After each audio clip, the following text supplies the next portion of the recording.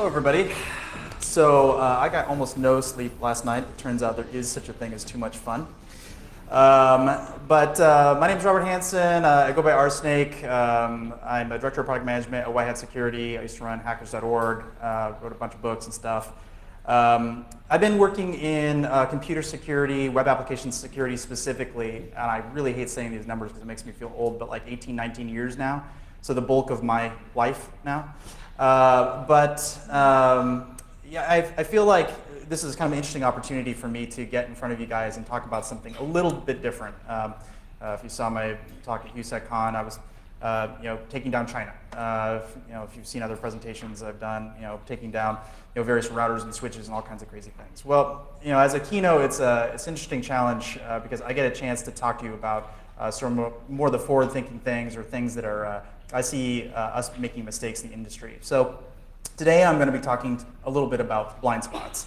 My goal is to inspire you, not to take you down. I know it sort of sounds like I'm going to be saying, oh, there's bad things about us, so therefore this is a bad presentation or whatever. But really, I want you guys to walk away from this feeling empowered. Like there's an opportunity to fix some things that are wrong about our industry.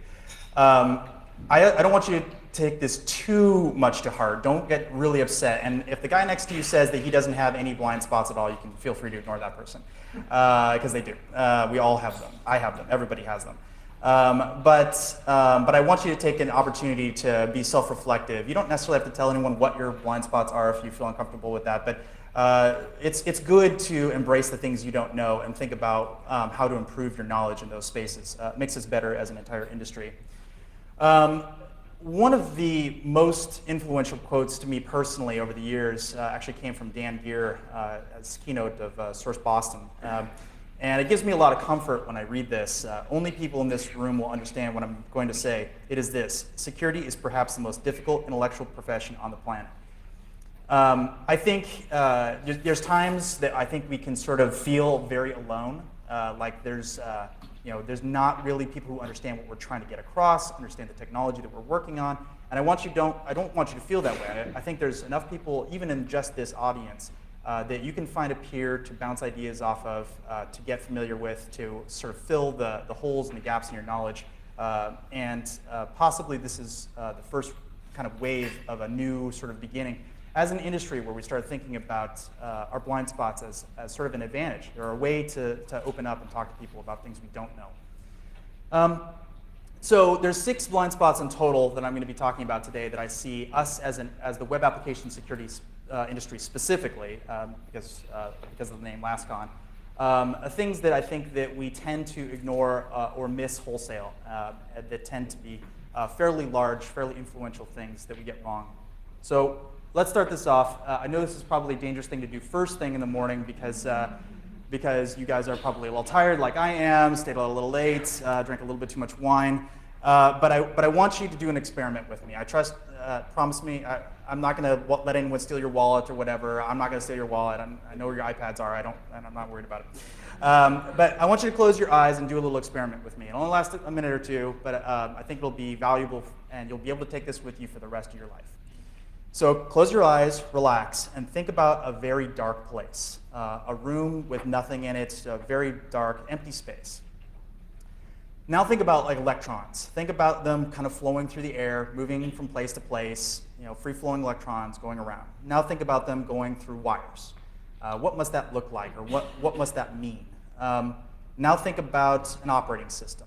Think about it sort of being constructed. Think about it how it's sort of, maybe it's talking to things in some way. Maybe you don't know what the code means. That's not really important. Don't get too bogged down in the weeds. Now think about a keyboard. When you're typing things in, you keystrokes, something's happening, some electrons are doing something, something's traveling across this set of circuits or whatever. Now think about video cards, video drivers. What do those things mean? What is that? How does that fit into this picture that you're coming up with? Now what about RAM? What is RAM? What does that mean to you? What do you think it means? What about I/O? What is a bus? What is a CPU? Think about how that fits into this architecture. What is that thing? How does it fit? Now think about a network. What does a network mean? How are these things connected to one another?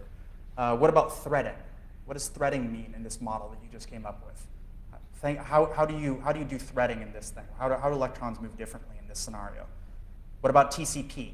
You're making outbound calls to the internet. There's this thing called TCP. Maybe you don't even really know what that means. Maybe you don't know the acronym. It's not relevant. Just imagine what it must be. Imagine what it must think. What must be going on here? IP. What's IP? Do you know what that is? It doesn't really matter. Just think there must be something called IP. It must be something called TCP. Just imagine what that must be going across the network. Now you have packets. Packets contain data. You don't really know what they look like necessarily. Maybe they do different things. They have different sizes. Switching. What's switching? Do you know what the switch is? I mean, you probably have one in your house, but do you know what it's actually doing under the hood? Think about how that fits in this diagram that you're coming up with. What about routing? BGP. Do you know what BGP is? Do you know how it works? Maybe not. Maybe you don't work in that field. Imagine there must be something called BGP. Imagine it must have something to do with routing, whatever that is. What about DNS? Going across the wire, making us aware of where things are on the network, giving us IP addresses. Do you know how that works? Do you know how A through N works? It's not really relevant. Just keep thinking about what that must look like. Now, photons traveling over long-haul fiber, for instance. What must that look like? How is it being transferred from electrons to photons? What's that sort of switching infrastructure look like? Now you're talking about HTTP requests, probably closer to your wheelhouse. If you've never seen HTTP, just imagine what it must look like. You have an HTTP request, an HTTP response. What about browser caching? How does that work? CSS, JavaScript, Java, Flash, plugins. All of these things change what's going on, how it's being rendered. What about the database lookups being done on the remote machine? You know how that works? You know how that hooks into this whole model. What about rendering? Do you know how rendering works on your browser? Do you know how it works in the operating systems? What about blitting? Do you know how stuff works? Maybe you don't even know what that, you've never even heard that word before. But there's something called blitting. So imagine what blitting must be in context of your operating system. Now think about bad actors. Think about man-in-the-middle attacks. How would a man-in-the-middle get in this scenario? Where would you put him? On all the places you just came up with in your mind, where would you put that bad actor in all those different places? Stealing data through maybe things like DNS cache poisoning or something. DNS rebinding, cross-site scripting, cross-site request forgery, malware, command injection. These are all different attacks. All of these things could be used to leverage something about this infrastructure that you just designed in your brain. Now open your eyes. All right, you with me? No one fell asleep? Or late, it's not too much? So the point of that exercise is there's probably several things in what you just designed in your brain that you're a little fuzzy on, I would hope. Does anyone feel like there might be a couple spots that maybe not super clear on what those things are? Yeah, I mean, me too, right? There's parts of that I'm not 100% comfortable with. But that is a blind spot. That is an area where it's difficult to talk to somebody who works in that space. If we don't kind of close that gap and figure out what those things actually are, that's a problem. Now, what you just came up with in your mind is the most accurate model in the world that you have ever seen of all of those things, because you came up with it. Now, it's not necessarily right, it's not necessarily complete, but getting from where you were a few seconds ago to where the actual reality is, that's the learning process. That's where you go from ignorant to a specialist, to somebody who's going to be able to stand in front of a keynote and tell thousands of people what's going on, right? Not that I know what's going on, but you know what I'm talking about. So just a couple of quick questions. I mean, how many of you do home network segmenting? Okay, about maybe 10, 15%. How many of you put your firewall on an admin network, completely separated? Okay, 3, 4 of you? Okay. How many people use something substantially more secure than a default Linux like Ubuntu or Red Hat or something for their web servers? 5, 6, all right. How many people harden the kernel above sort of the normal stuff that you have from getting rid of unintended binaries, services, stuff? About 5 of you guys. How many of you guys log off of host? So don't do your logging on host, you push it off to a forensically secured environment that's isolated. 1, 2, 3, 4. 4 of you? And how many people do logging substantially beyond what the default, like IIS or Apache, does? A little bit more, 7 or 8. So these are areas that basically cost almost nothing. usually this is not a very expensive thing that I put on there. But this is the fact that I would say less than 15% of you do the sum total of all of this stuff is scary. We should be doing all of these things. These are pretty simple things. This is just a forensics exercise for the most part, but it actually aids in security in so many ways, it's almost hard to articulate it. But if you don't start down the path of looking at these things, and these things are not traditional web app sec, this is more like sysadmin stuff. But if we don't talk to sysadmins, we're not going to get the benefit that our websites need. We're not going to get the security that they need. So I'll give you a concrete example of where this particular blind spot affects us in our web app sec world. So there's this thing called strict transport security. Have you guys all heard of this? Okay, one or two of you guys. So basically, it allows. Okay, you have two websites. One is HTTP. The other one's HTTP. If you link from one to the other, your browser makes a request. You're going to send the referring URL. You have another set of websites. One is HTTPS. The other one's HTTPS. You link to them. Your referring URL is sent. If you go from HTTPS to HTTP, though, no referring URL. You know what I'm saying? So strict transport security, once upon a time, was designed by, more or less by PayPal, to say that I always want to pin my browser rather, so it only goes to HTTPS. So if someone tries to downgrade me using SSL strip or middler or something, I'm always going to the HTTPS site. So that seems all well and good. It stops a lot of types, different types of man-in-the-middle attacks or whatever. The problem is that's really a very narrow way of thinking of the problem. That's only thinking about the attack that I'm trying to solve and the defense for an attack. It's not thinking about the ecosystem of all the things on the internet, all the bad things that can happen. So the very first second I heard about it, literally, someone told me at a conference, and I'm like, well, one immediate thing I know I can do off the top of my head is use it for tracking. Every bit of entropy is one step closer to de-anonymization. It turns out you need about 30 bits of entropy for the entire internet. So I put up 30 different web servers. They either have STS turn on or off or whatever, and I can pin it over the duration of the lifetime of however long I feel like making it, because it cannot be downgraded. So it effectively is a tracking pixel that lasts for as long as I feel like making it last. So the Google guys went back and they fixed that, fixed it in some bizarre way that actually makes STS not very effective. But then I started thinking it's also not so great for privacy. In the previous example I was talking about, where if you're linking from HTTPS to HTTP, that's actually a very dangerous example of where STS can be used against you. So let's take a bank, for instance.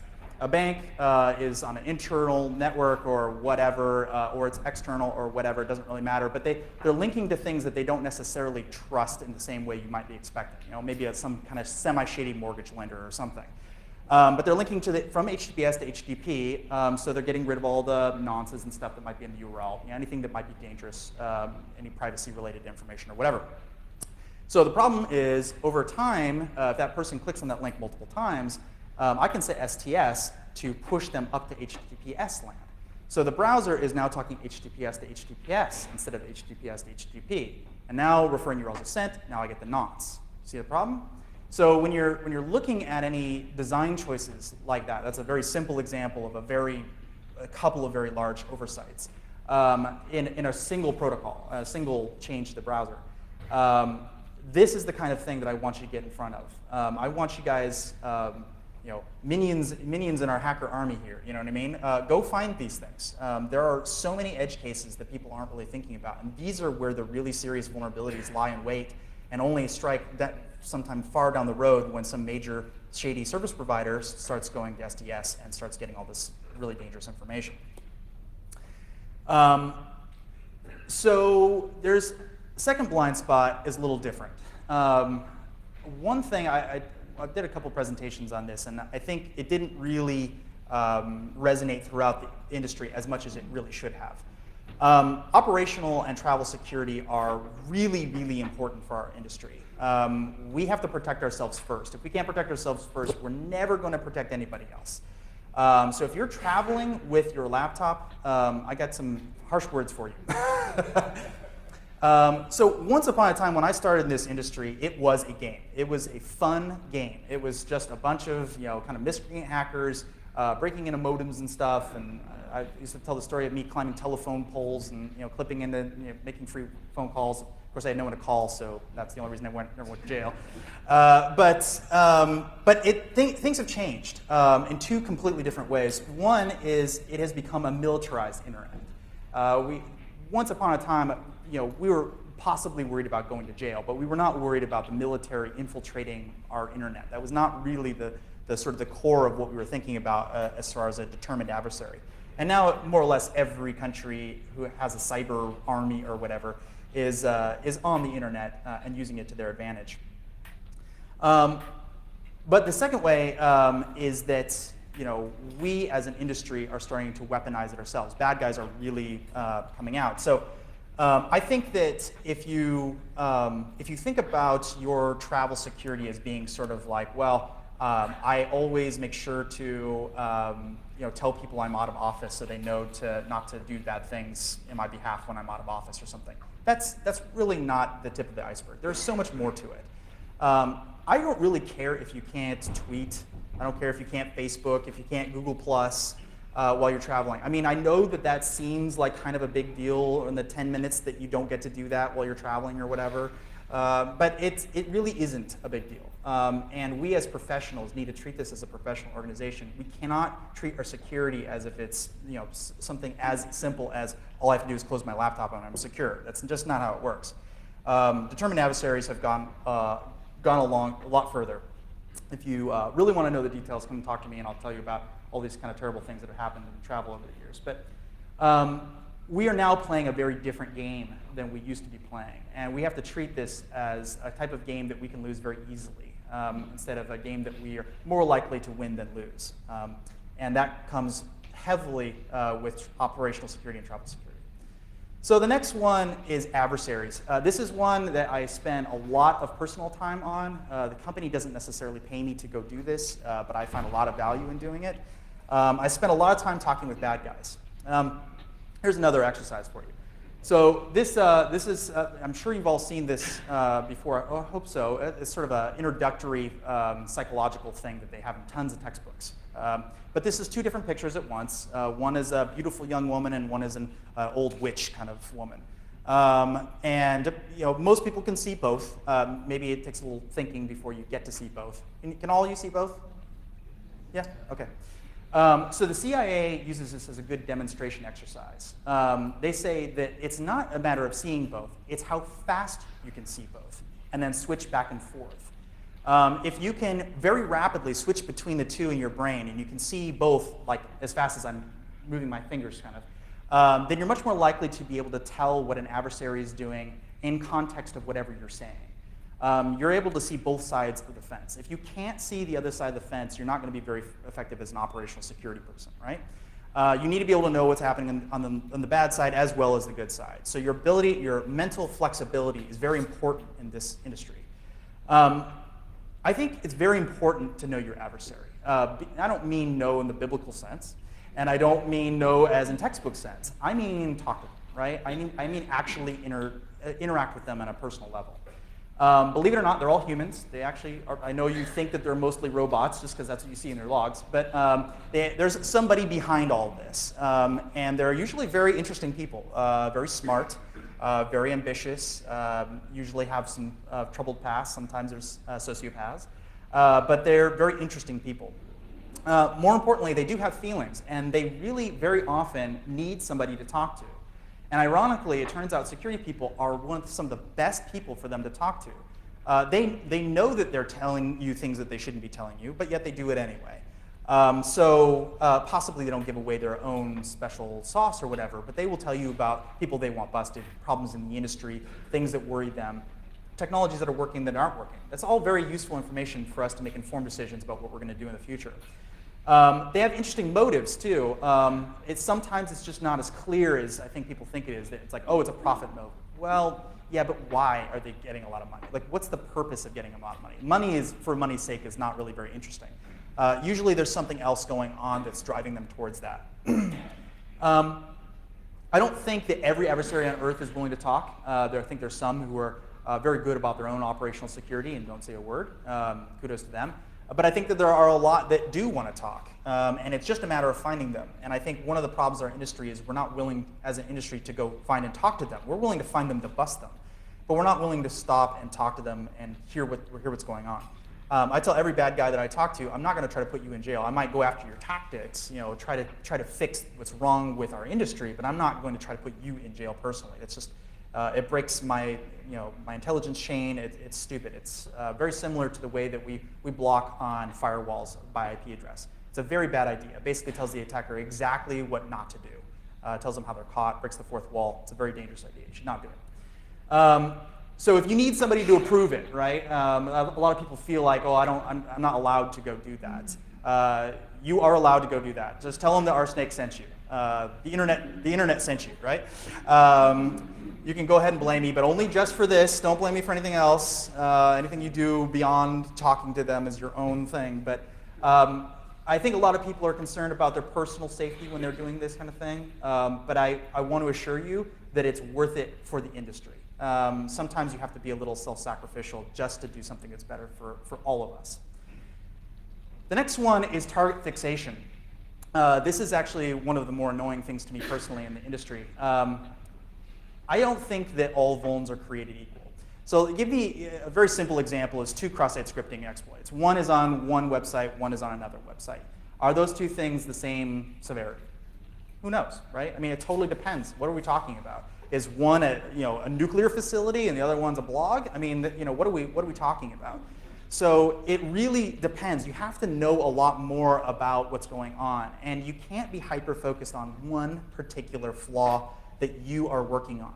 I know that it's really easy to get interested in something you're working on, and I certainly would not discourage you, not intentionally discouraging you from being interested in something that perhaps other people aren't, because that leads to all kinds of discoveries, and it's self-fulfilling in all kinds of interesting ways. But there are some serious problems with it. So every couple of years, about every 2 years or so, I bring on a protege, and I teach them. Usually it's about 6 months or so, and then they go off and do whatever they're going to do. I don't publish who they are or whatever. But what I've noticed with my proteges in all the cases, almost near 100% of them cannot accurately do a dread severity rating for a vulnerability. At least not off the cuff. They can do it on paper. If you sit them down and you actually make them draw it out on paper, they can get pretty close to the right answer. They're still a little rusty, but they can manage it. But in their head, they absolutely cannot do it. So I would challenge you, if you see a bunch of vulnerabilities, a stack of vulnerabilities coming in from a scanner or whatever, don't rely on the scanner's prioritization. Just take the vulnerability and do your own dread severity on it and see what you think. Do a mental version first. See what your gut tells you. Is this actually a high when it says it's a high or whatever? Just say, I think I agree or it's not or whatever. And then do it on paper. And really think about what the actual damage potential, reproducibility, impact, all these things are about that particular vulnerability. And I think you will find in a large amount of cases, your gut is not correct. The dread impact is actually very different in many cases than your gut will probably tell you. And that's a problem for our industry. We often say, this is a terrible vuln, and then we go back and do an analysis of it, and we're like, well, it's kind of, no one would ever care about this vuln. It'll never be used. Yes, theoretically, in some bizarro world, this could be bad, but it's not. So I don't want to say that your baby isn't special, but your baby isn't very special. You know what I mean? There's a lot of very similar vulnerabilities out there to almost everything we've ever done. And I don't want you to get hyper-focused on that one particular thing because you came up with it. I know a lot of researchers, security penetration testers, they're like so excited because they found one thing. And I'm like, yes, that's a good job. But it's a kind of a low severity. And they're like, no, it's a high severity. I'm like, nope, it's not a high severity. When you actually do the analysis, it very often ends up being significantly less impactful than I think people want it to be. Ultimately, I want you to focus a little bit more on the ecosystem as well. So I did some analysis a couple weeks back. I sat down for a weekend, and actually most of the weekend was spent installing stuff. But I decided I was going to take just a handful of open source CMSs that I found off the shelf, install them, and just start hacking on all of them, just to sort of see what I find. So I found 7 ODAs, which I have not published. that are all, I would say medium to high severity. And so I decided, well, I'm going to see what happens on this vulnerability broker markets. I'm going to see how this all works. From personal experience, I had never messed with them, so I should try, right? It's a blind spot. I don't know how that industry works, or that part of the industry works. So I went and actually attempted to sell all of my vulns to see what happened. And it turns out that every single one of them got kicked back wholesale. They didn't want a single one of them. And I asked them, like, why would this be kicked back? I mean, some of these, you go to a web page, I get a shell on your box. I mean, it's really just that bad. Very, very simple, cross-site request forgery leading to command injection on your box. And they said, well, the problem is we don't have a buyer for it. The buyers for our stuff, if you saw the keynote yesterday, the buyers for our stuff tend to be buying stuff that's in C source code. They tend to be buying things that exploits in bind, for instance. An exploit in bind might go for $100,000. Maybe it gives you user level access on a box, $100,000. The exact same level access to the exact same box, if it comes through an exploit that's web-based, for instance, is worth $0 on that same market. Zero. So $100,000, zero, exact same access. So I talked with my black hat friends. I'm like, okay, what would this same vuln go for on the underground? Like, what would that cost? How much money I would be able to make on your underground markets? And they said, well, a link to us on a single web page, depending on the web page, so there's some caveats there, is worth about $500. So if you can get it on 20,000 web pages, that's worth about $1 million to us. So the disparity between $0 and $1 million is a blind spot. We're definitely missing out on a lot of very, very serious vulns that the black hats do care about. I don't care if there's no buyer for it. The black hats care about it. They will buy it. And that basically pushes security researchers to do bad things because we don't have a good place to put those vulns. That worries me a lot. So I think part of this comes down to people just not knowing what they have. They really don't understand even what's in their own environment. They don't understand what's important to them. They don't realize that box that I can get a shell on also has access to all kinds of other crazy things because when I hack it, I hack all these other things. So, simple things like go download Fierce. It's a tool I wrote a long time ago. Run it across all your site, all your domains. It does DNS enumeration. It'll get all of your potential subdomains that I can find. Then you can do things like Bing IP search, find all kinds of other unrelated subdomains on shared hosting. You can use Nmap, Masscan, Unicorn Scan, or whatever to find the actual ports that are open. And you should actually look at that stuff and figure out, is this okay that it's sitting out there? Because I guarantee you, if you can find it using these tools, a bad guy can find it using these tools. I think this comes down to things like GRC, which I'm not a huge fan of, but I think understanding what you have and the value of your assets is very, very important. If you aren't supplying some sort of GRC tool, whether it's an actual wholesale GRC tool or even an Excel spreadsheet, for God's sakes, whatever, right? It doesn't matter. If you're not cataloging all your assets and defining what the value of those things are to you, you're probably not spending in the right place. But this does not give you a free pass to be antagonistic or rude to other people. Just because you know better what vulns are worth more or what vulns are higher priority or whatever, that doesn't mean you get to go be an ass, right? We all got to play along. We all make mistakes. We all have to learn. This is, I'm sure, one that you are a little bit more familiar with, but I have some particular comments on. I think one of the bigger blind spots I see in this industry is compliance versus security. I see so many people talking about compliance as if it is security. Those two things are really not actually very closely related in many ways. Sometimes compliance can drive good security practice, but that's kind of a step away. So let me give you one anecdote that I personally love. So I was working for this one client when I used to be an independent consultant, and I gave them a vuln. It's a legitimate vuln. This actually can be used against you. I would consider it a kind of medium level type vuln, not super bad and not particularly likely, but semi-bad. And instead of sort of acknowledging the fact that this vuln existed and saying, okay, well, we don't agree with whatever reason you came up with and why we should fix it, and just say, look, we'll put it aside or whatever. We'll log it, but we're not going to do anything about it, which would have been fairly reasonable. I would not have complained. Instead, they just wholesale ignored me. And the reason they did that is because this particular vuln would put them out of compliance. And if they fail compliance, that could be worth millions of dollars to them. Ignoring me costs them nothing. So this is called willful negligence. When you go to court, this is going to be a very hard thing to stand behind. You really should have some sort of carve-out to allow yourself to have vulns when you know that they're a vuln that you don't want to fix. It's a much more reasonable way to think about a vuln that maybe your whole business is relying on having this vuln, for instance. That's fine, but you should at least make note of it, copy it down. I think part of the problem, from my perspective, is compliance forces you to spend in areas that don't actually help your own security. There's a ton of research on why. I'm not trying to pick on antivirus in particular, but since you've heard it before, antivirus, but there's other similar software out there. IDSs, for instance, I'm not a particularly huge fan of. They're a job creator. Unless you've gotten everything else right, they don't really make sense. But I think compliance forces you to put your dollars in places that are not most effective for your security. If you haven't done a good threat model, a really good one, and analyze actually what your vulns are, you're probably spending in the wrong place. It's just simple, right? If you're putting money in one place and you're like, I hope that's the right place, you're probably spending in the wrong place.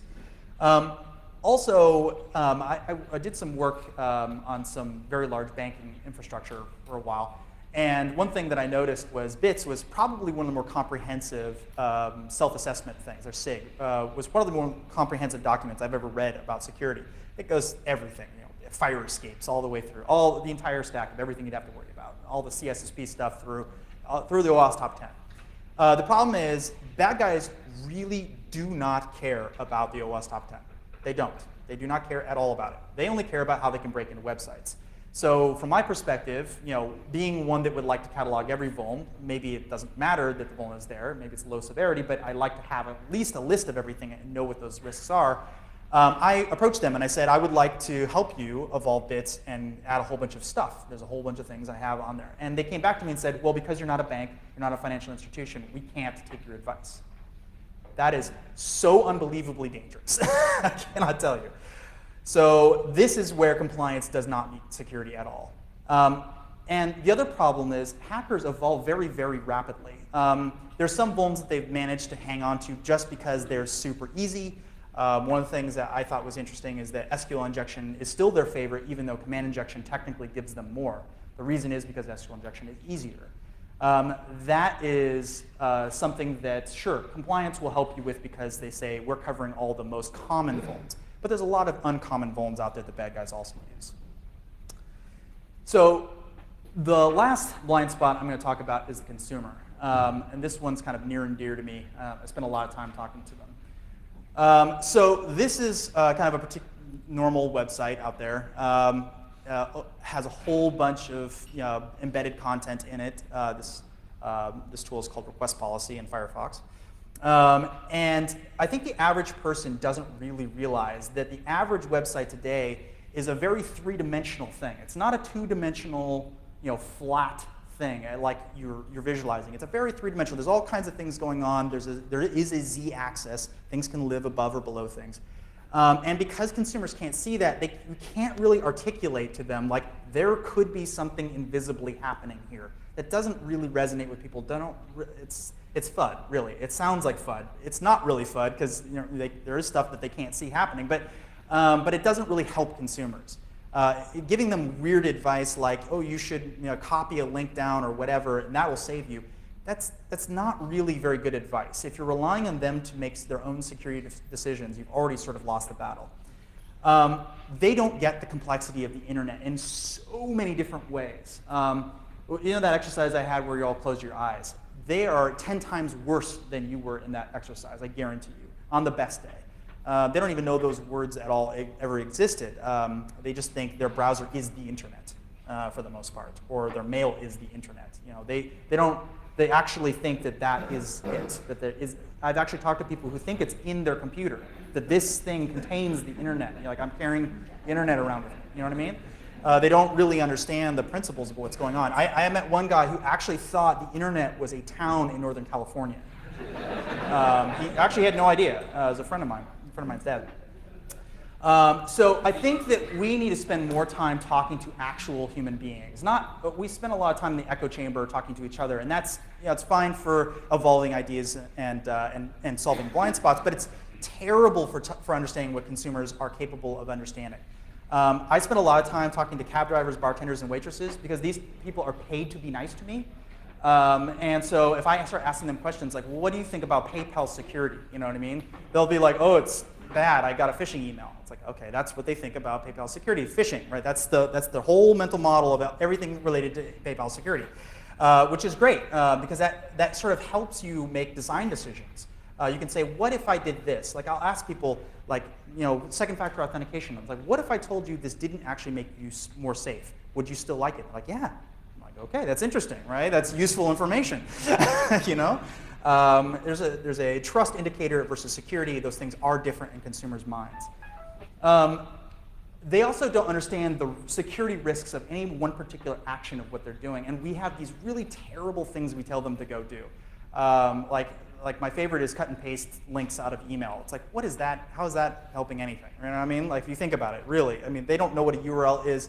I actually have run into multiple people that don't even know that the URL bar is something you can type in. They think it's static and it just changes on its own, and they didn't even know you could change and type in something. So even that very simple indicator that it's a white box and you can probably touch it and do something with it. I ran into one security person who actually asked me, why can't you make it so people can't change that?